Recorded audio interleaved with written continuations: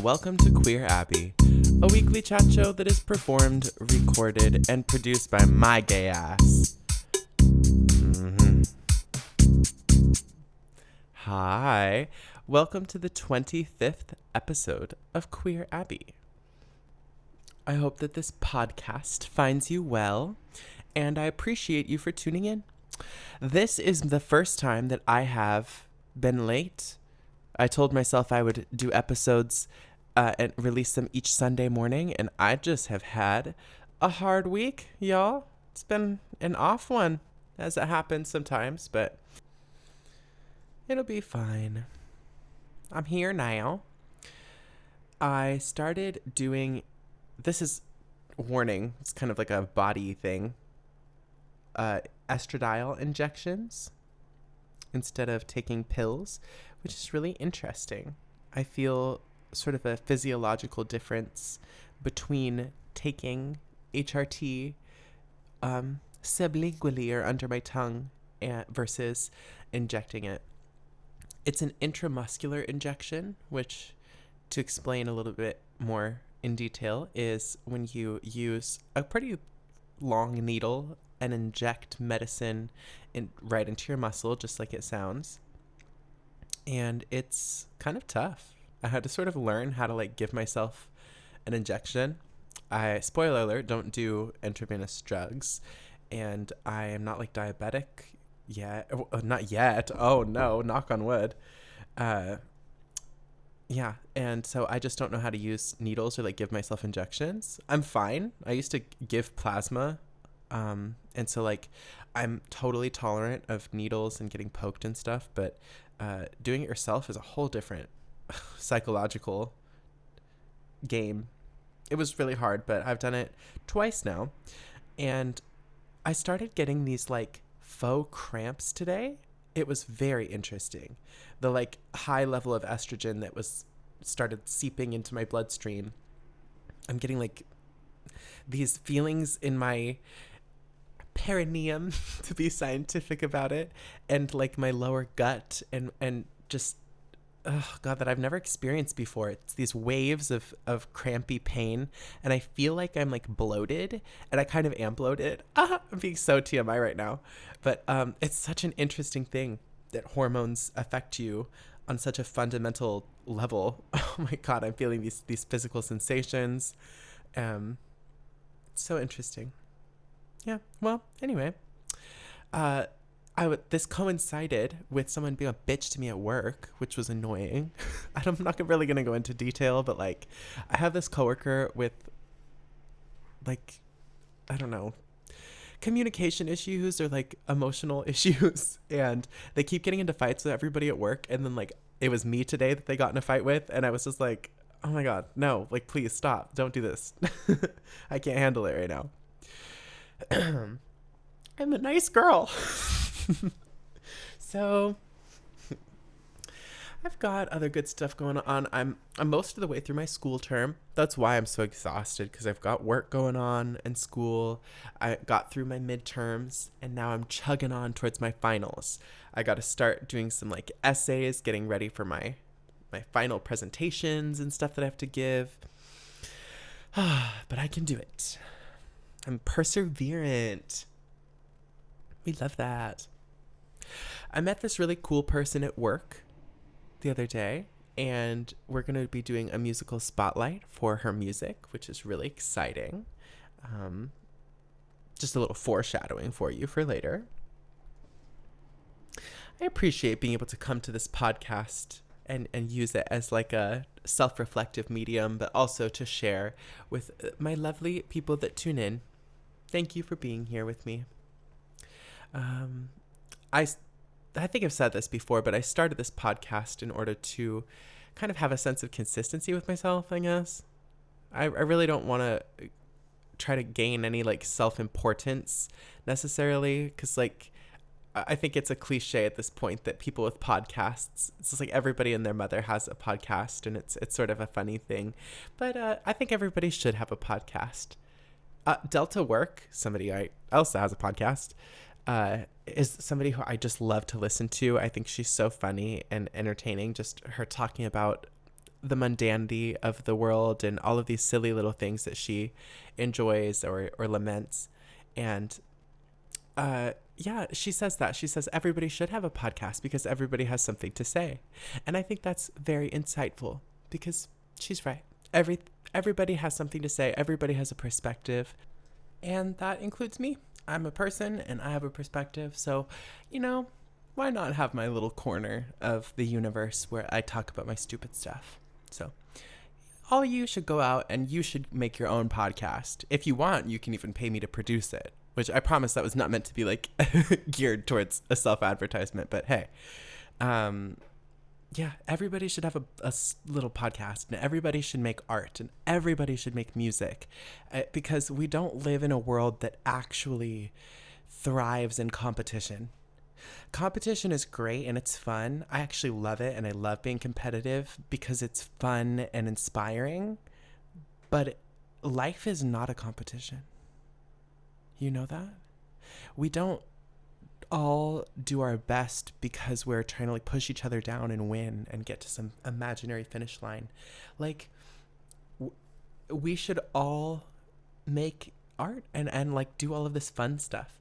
It's so easy to get caught up in a sense of competition, or just like not feeling empowered to, or like you deserve to speak up or make art or be on a stage or perform because you're not good enough or whatever.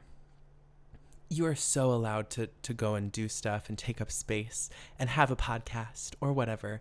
There really is not going to be some limit that pops a bubble. Like, you're chilling. It's okay. If it's oversaturated, it's already so you're not gonna fuck it up by adding to it. Yeah. Oh my God. So that's something I've also discovered through all the musical spotlights that I've done, that like, God damn it, people are really talented. Like, there are so many people in the world that feel attuned to music and that use it as this medium to express themselves. And it's so exciting. I love it, to be honest. And it's really connected me to like 20 different people in the last few months, which has been awesome. Fierce. You know what's not fierce, though? Somebody stole packages from me. Stuff got delivered to me while I was at work today. And so I literally couldn't even complain more about this day, to be honest, because I was all cramping, my coworker's being a bitch, and then I got home and somebody stole my damn packages. Just letting you in, that's my Wilson look. I have a tendency to persevere through lots of annoying things like that.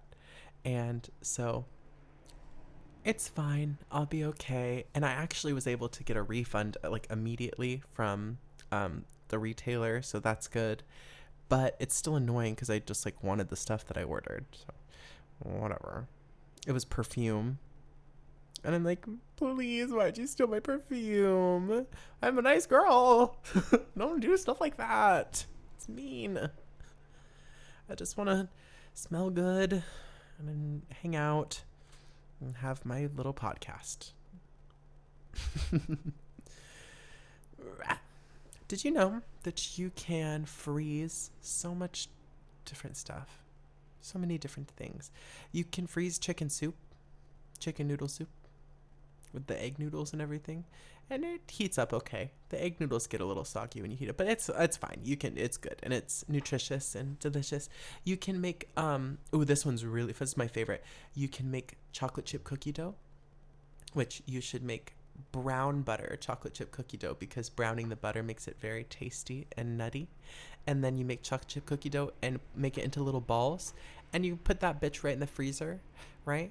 And then you don't even have to like defrost them. You can just take them out in whatever amounts you want and like bake them, and you just like tack on an extra couple minutes when they're frozen, and they turn out amazing. And they're even better actually after they've been like frozen for some extended period of time, like more than a day, because there's this process that's happening where moisture is like penetrating into the like flour component of the dough, and it like hydrates the flour, and I don't know, I'm not a like food scientist, but like basically that's what happens. Like the dough gets hydrated, all of the stuff distributes, and it gets all like delicious and chewy and like just like that gorgeous like tub cookie dough.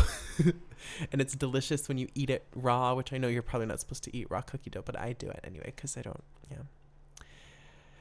I have a maybe a slightly unhealthy philosophy that I could die at any moment from some like weird freak accident or occurrence, getting hit by a bus or something. So I'm just gonna go ahead and eat the raw cookie dough. If the salmonella is gonna be what takes me, then that's the goddess's will. You know, that's how she wanted me to go. Which, speaking of going, let's go on to the next segment of this podcast. We're gonna dispense some questionable advice now.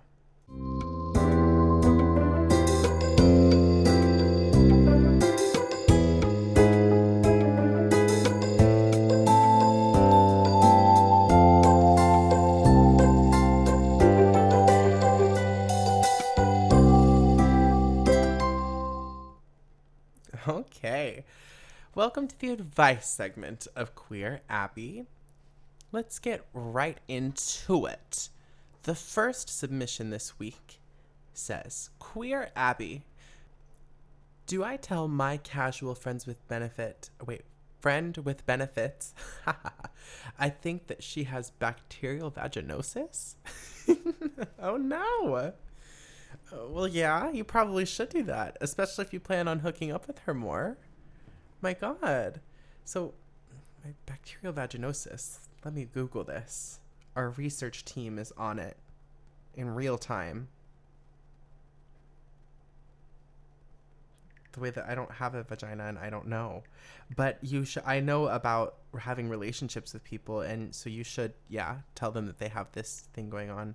BV, I've heard of this. Put more colloquially. Okay, so it has to do with having a stinky pussy, and that's okay. It's okay to have a stinky pussy. This person should not feel deeply embarrassed or anything. It's definitely confronting and embarrassing to have like body odor, and it would definitely be embarrassing for somebody to tell you that, but it's ultimately doing them like less harm in the long run, because they need to deal with that for their health and balance and well-being. Because if they've got some imbalance of bacteria in their vagina, then that can't be comfortable or ideal for them. So letting them know might be helpful, being supportive and kind about it and not like jeering. Don't just like ghost them. I think it's honorable to like let them know if you know that they've got this BV situation happening. Well, very cool. I think that settles that. Straightforward. I love the the prompt. Let's move on to the next one. The second prompt for this week reads, Queer Abbey, how to stop procrastinating. I hate it. It holds me back from my potential. Open to toxic motivation. I felt like the very punctuated grammar of this submission required some sort of Slavic accent. How to stop procrastinating. Maybe I sound more German, actually. Who knows? But how to stop procrastinating. Open to toxic motivation. Well, let's return to an earlier point that I made. You can die at any point. You could die in a freak accident tomorrow. And do you really want to die in the state that you're in right now? What about it? What about yourself are you looking to change? You know, what would you be extremely unhappy about if you passed away and everybody looked at you and you're like, oh my God, no. And maybe it's not superficial like that. Maybe it has more to do with either how you feel about yourself or actions that you take in the world or what you contribute to the world. Who knows? But you know. So do whatever work you're procrastinating, and that way you can, if you died tomorrow, you got hit by a bus or something, then you would feel completely content, and you wouldn't have to haunt this mortal coil as a spirit of unfulfilled potential in an ocean of regret. That wouldn't be any good, would it?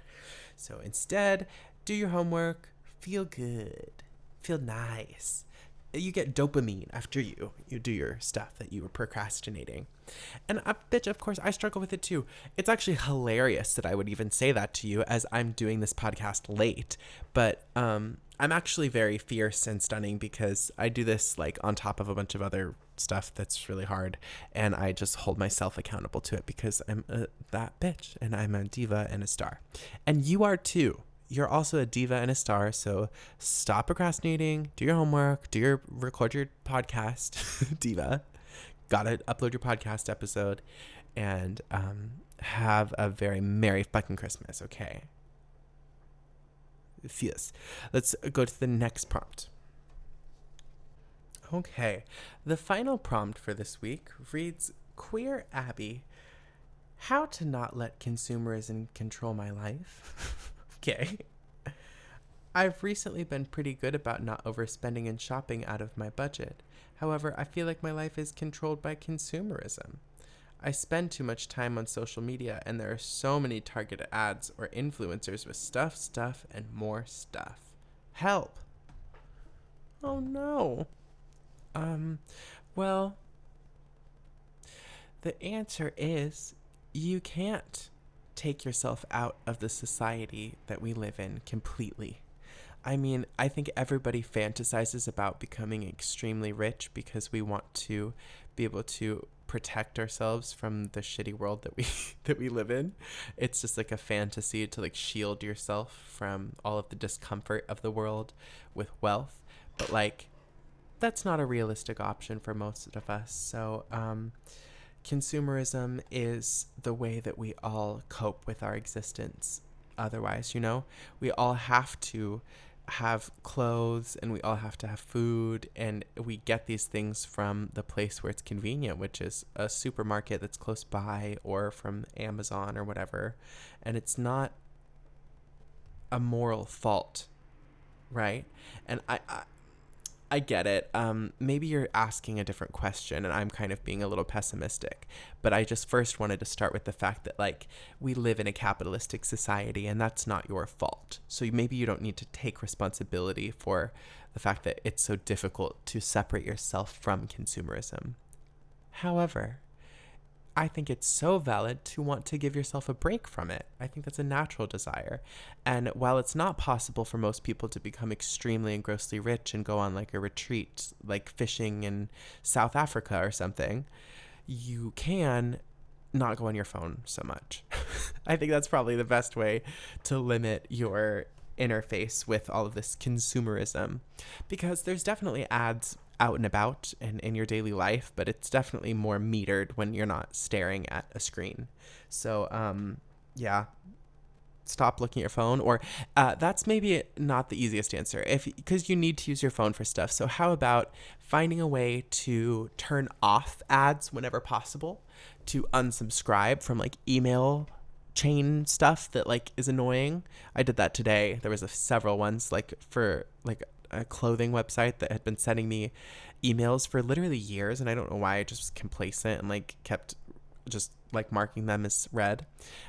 So try to go through and limit those things in the most like complete and total way as possible, so you just don't see them. And yeah, that's probably the best advice that I can offer you, because we live in we're Barbie girls in a Barbie world, Come on, Barbie, let's go party.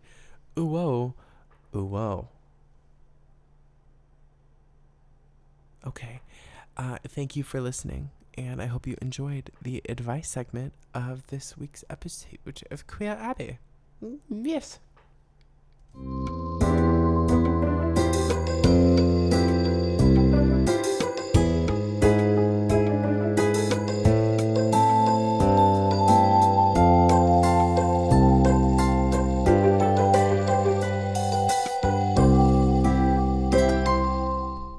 Alrighty. We are going to round out this episode with a fantastic musical spotlight from an acquaintance of mine now called Valoria Reed. She is a lovely musician who has been producing and recording music for 2 decades. She is an experienced musician, and it was a really fun time for me to meet her. I met her when I was working, and it just came up that I had this podcast, and she was excited to feature her music on here, and I was blown away by the creativity of it. It's very, very cool. There's like an atmospheric psych rock kind of feel to it, and I chose actually one of the like, I don't want to say sillier, but there's like it's really fun. I chose like the fun song from the EP or like demo reel. I don't know what to call it. The terminology for like what to call a group of songs sort of eludes me, because I'm pretty sure it has to do with like how many are on there. Like an EP is like less, and then an album, that's what it's called, an album is like more songs. But anyway, okay, cool. So Valoria, she is fierce, and we love her because she produces really cool music. And I chose the fun one, like I said, but there's actually a bunch of really like interesting and more atmospheric type songs that are more instrumental.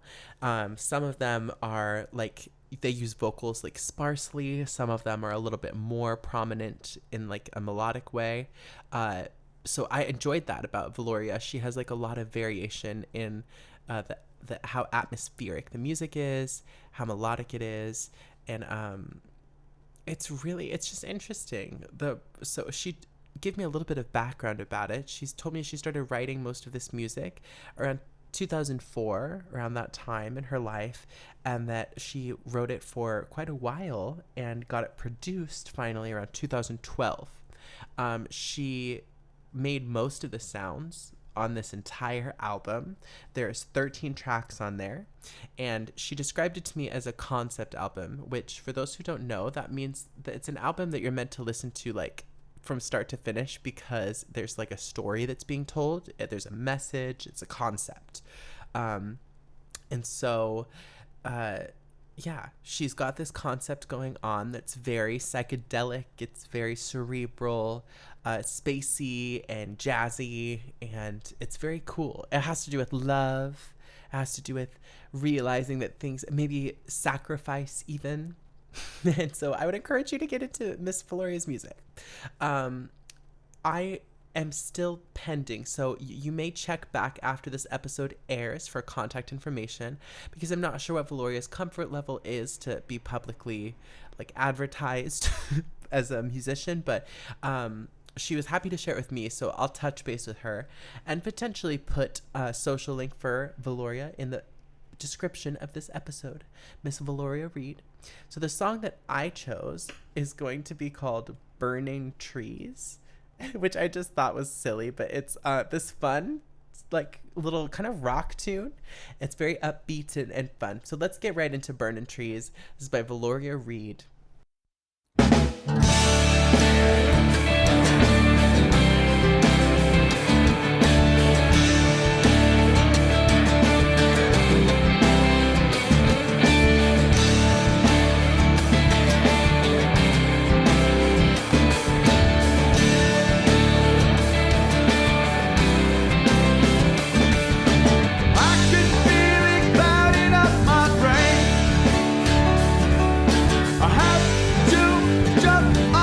Train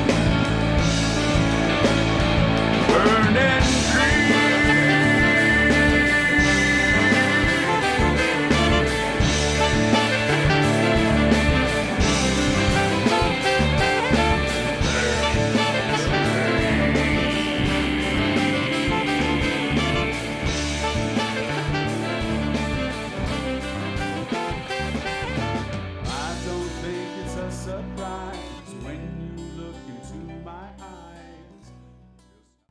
So that was just a peek into the lovely music of Valoria Reed. I am going to credit a couple of the other musicians that were on this album that helped with this song. Sorry, Valoria sent me an email here.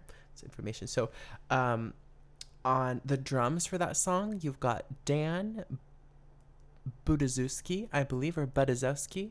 I'm sorry, I know I'm not pronouncing that correctly. But Dan on the drums there for Burnin' Trees. You have got Sigmund Snowpeck as well, playing the flute on that song. And then you've got Jeremy Thomas on the electric guitar.